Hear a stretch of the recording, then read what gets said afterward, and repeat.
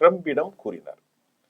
அமெரிக்காவுக்கு எந்தெந்த நாடுகள் அரிசி மலிவாக விற்கின்றன என்று ட்ரம்ப் கேட்டபோது ஜனாதிபதியினுடைய அருகில் அமர்ந்திருந்த கென்னடி என்ன சொல்றாருன்னா, இந்தியா, தாய்லாந்து, சீனா இந்த 3 நாடுகள் கூட புவேர்ட்டோ ரீகோவிற்கு அரிசியை ரொம்ப மலிவா கொட்டுறாங்க என்றும் அவர் சொல்கிறார்.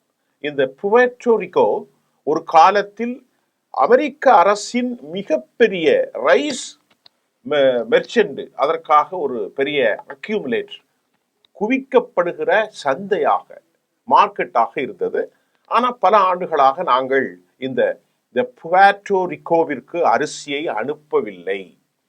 காரணம் அப்படின்னு கென்னடி சொன்னார். உடனே ட்ரம்ப் நிர்வாகத்தால் விதிக்கப்பட்ட வரிகள் செயல்படுகின்றன, ஆனால் அவற்றை மேலும் அதிகரிக்க வேண்டும் என்றார். அப்படின்னா இந்தியா, தாய்லாந்து மற்றும் ரஷ்யாவுடைய, அதாவது சீனாவுடைய அரிசி கொல்லப்படுது. இதனால நம்ம நாட்டுடைய உள்நாட்டுடைய உற்பத்தி பாதிக்கப்படுது.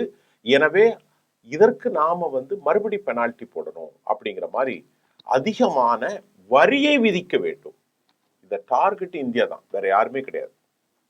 அதுக்கப்புறம் ட்ரம்ப் என்ன சொல்றாருன்னா, அவர் பக்கத்தில் இருக்கக்கூடிய நிதி அமைச்சர் பெசன்ட் சொல்றாரு, நீங்க இந்தியாவை பத்தி சொல்லுங்க அப்படின்னு கேட்கிறாரு.